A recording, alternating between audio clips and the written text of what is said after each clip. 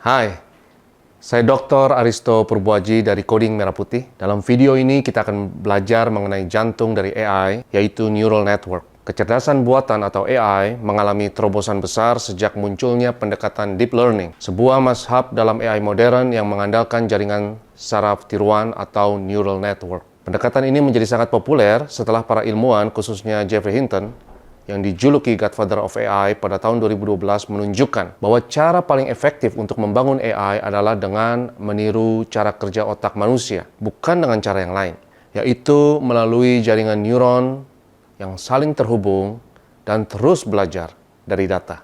Dengan mempelajari neural network, kita juga belajar menghargai mujizat ciptaan Tuhan luar biasa bernama otak manusia, komputer biologis seberat hanya 1,4 kg, yang kompleksitasnya bisa dibilang menyaingi jumlah bintang di galaksi. Dalam video ini, saya akan menjelaskan konsep neural network dengan cara yang sederhana, mudah dimengerti, dan minim matematika yang bikin pusing. Kita akan gunakan analogi yang super simple yang anak kecil pun akan mampu memahami.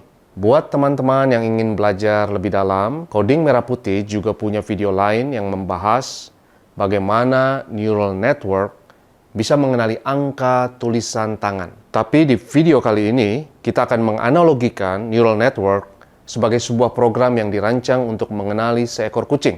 Bayangkan ada 9 orang yang berasal dari planet lain dan belum pernah melihat kucing dalam hidup mereka. Dan mereka diberikan tugas untuk dapat mengenali gambar seekor kucing. Jadi tugas mereka adalah untuk dapat menilai sebuah gambar, ini kucing atau bukan. 9 orang ini diberikan tugas yang berbeda-beda untuk dapat mengenali gambar kucing. Pertama-tama, founder diberi tugas untuk dapat mendeteksi mata seekor kucing. Dan hanya mata kucing saja. William diberi tugas untuk menjadi ahli mengenali hidung kucing. Dan Mugi adalah ahli dalam mendeteksi kuping kucing. Produk akhir dari keputusan mereka masing-masing adalah menentukan apakah ini mata kucing atau bukan.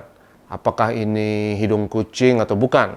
Dan keputusan mereka dilambangkan dengan angka matematika. Katakanlah 0 berarti ini bukan mata kucing. 1 berarti ini sudah pasti mata kucing. Dan setengah atau 0,5 berarti kayaknya gua ragu-ragu deh. Ketika founder disuguhi gambar ini, ia akan memberi nilai misalnya 0,02 soalnya nggak mirip banget sama mata kucing. Ketika disuguhi gambar mata macan tutul misalnya, founder akan memberi angka 0,5 karena ia ragu-ragu. Ketiga orang ini, yaitu founder William dan Mugi, akan memberikan hasil output mereka kepada Toti. Dan Toti akan menggabungkan semua komponen-komponen tersebut untuk menentukan apakah ini muka kucing atau bukan. Bayangkan Toti menggunakan formula matematika seperti ini. Muka sama dengan mata dikali bobotnya 0,2, ditambah hidung dikali 0,3, ditambah telinga dikali 0,5, memberikan bobot masing-masing bagian muka kucing mungkin sesuai keunikan dari bagian muka kucing tersebut. Mungkin telinga kucing mendapatkan bobot yang paling besar, 0,5. Karena telinga tersebut sangatlah unik bagi muka kucing. Berbeda dengan binatang yang lain. Katakanlah founder, William, dan Mugi masing-masing disuguhi gambar-gambar ini dan masing-masing memberikan nilainya dan menyerahkannya kepada Toti yang menghitungnya ke dalam formula berikut dan menghasilkan angka 0,82.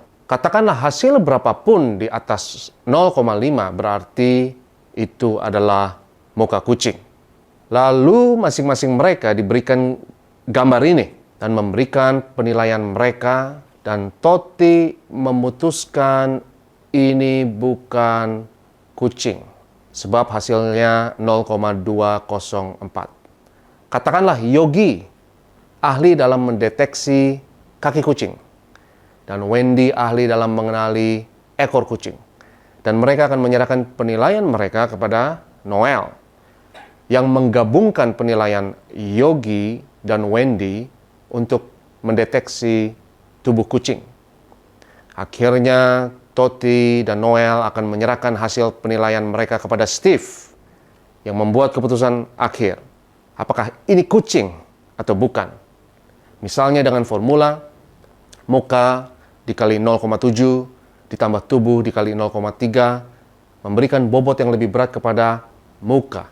Nah, setiap orang yang memberikan penilaian di sini masing-masing mewakili yang namanya neuron atau nodes dalam sebuah neural network-nya AI.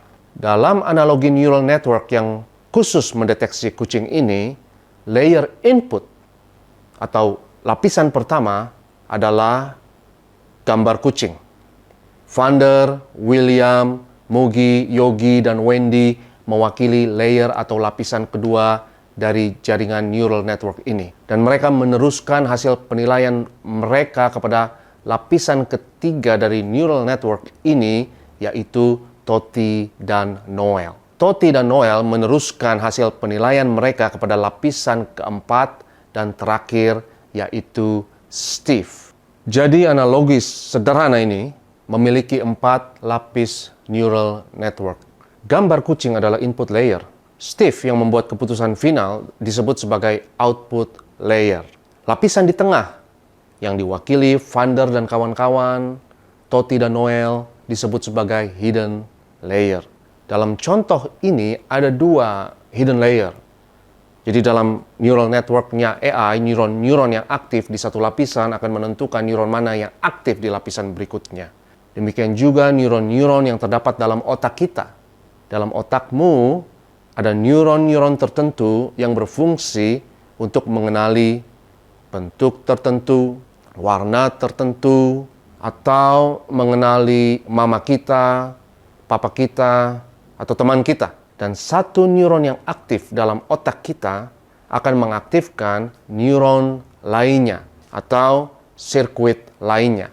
Secanggih-canggihnya neural network-nya AI, ia belum secanggih neural network yang beneran, yaitu otak kamu. Pertanyaan berikutnya dari analogi neural network AI ini adalah, bagaimana neural network ini dilatih? Katakanlah program neural network ini diberikan gambar kucing, lalu masing-masing neuron dalam program ini memberikan penilaian mereka. Katakanlah Steve akhirnya memberikan penilaian akhir, ini bukan kucing. Lalu Steve menghadap kepada supervisornya, Rindra, di mana Rindra memberikan feedback kepada Steve. Kamu salah, ini gambar kucing. Lalu Steve kembali kepada Toti dan Noel dan mengkoreksi mereka. Kalian salah, ini muka dan badan kucing. Toti dan Noel akhirnya mengkoreksi Vander dan kawan-kawan. Ini adalah mata, hidung, telinga, kaki, dan ekor kucing. Jaringan program neural network ini dilatih dengan pembelajaran dari kesalahan. Dalam jargon AI, proses pelatihan dari kesalahan ini disebut sebagai backpropagation. Proses ini akan dilakukan berulang-ulang, di mana program disodorkan berjuta-juta atau bahkan bermiliar-miliar foto kucing, dan masing-masing neuron akan menyesuaikan parameter mereka, dan dalam analogi ini parameternya adalah bobot. Supervisor dalam hal ini Rindra akan terus-menerus memberikan feedback kepada program. Mana gambar kucing atau bukan. Sampai program akan menjadi ahli dalam mendeteksi foto kucing.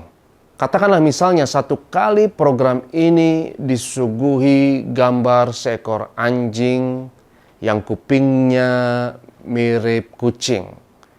Dan program membuat keputusan salah bahwa ini adalah kucing.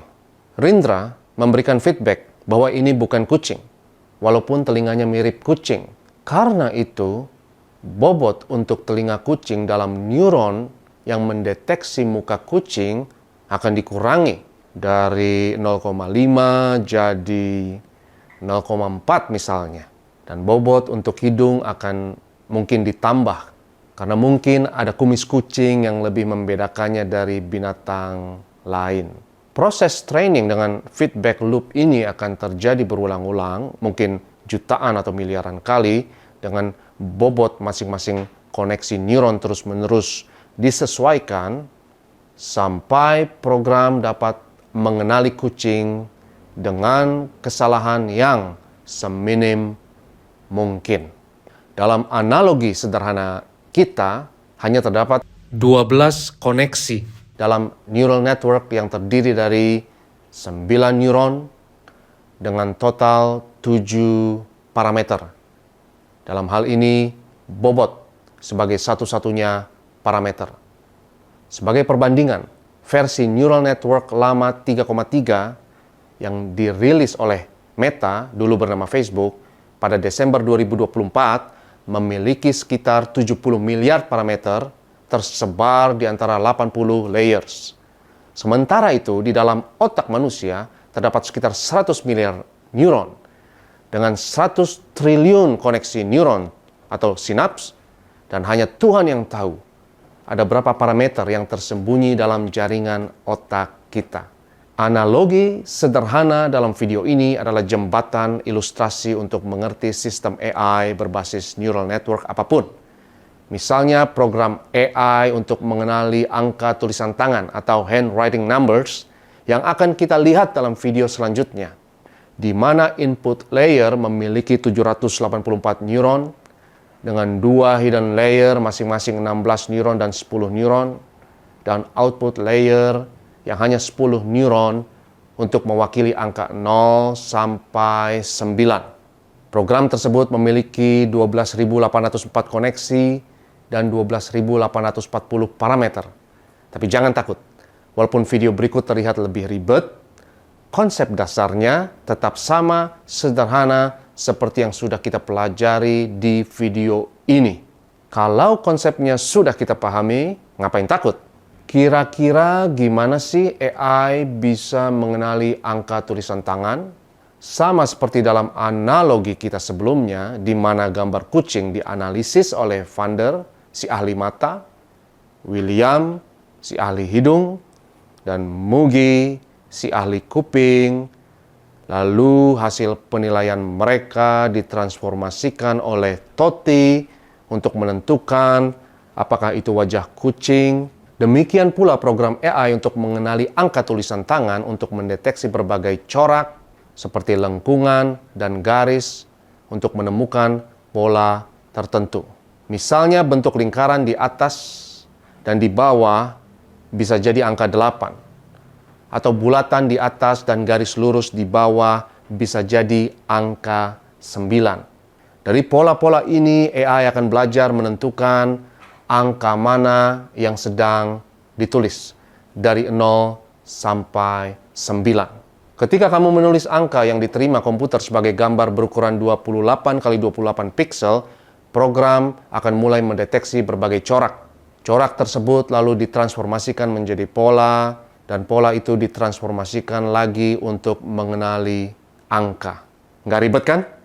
Hal yang sama juga terjadi ketika YouTube memberikan rekomendasi video buat kamu. Neural network-nya YouTube menerima input dari berbagai sinyal. Misalnya tema video yang sering kamu tonton, durasi kamu nonton video tertentu, seberapa sering kamu nge-like, komen, atau klik video serupa. Dan semua data ini dikumpulkan sebagai input. Nah, input ini nggak langsung diubah jadi keputusan. Ia melewati beberapa hidden layer terlebih dahulu.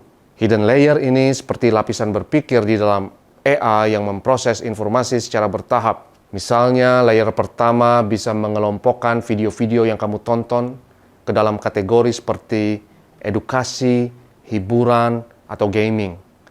Lalu layer berikutnya mungkin mengidentifikasi gaya konten yang kamu suka.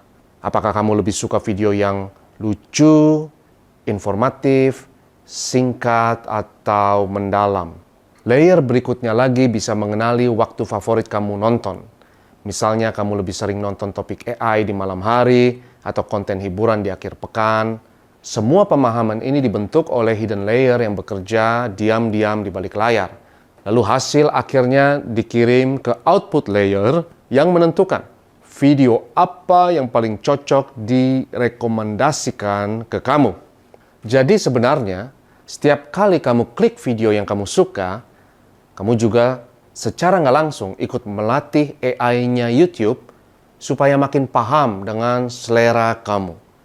Jangan lupa subscribe dan aktifkan lonceng notifikasi ya, biar neural network-nya YouTube tahu kamu suka konten seperti ini dan langsung kasih notifikasi waktu video selanjutnya rilis. Siap menjadi bagian dari generasi AI Indonesia? Coding Merah Putih membuka peluang belajar dan berkarir di dunia artificial intelligence. Daftarkan dirimu hari ini. Coding Merah Putih, Developing AI Talent for Indonesia.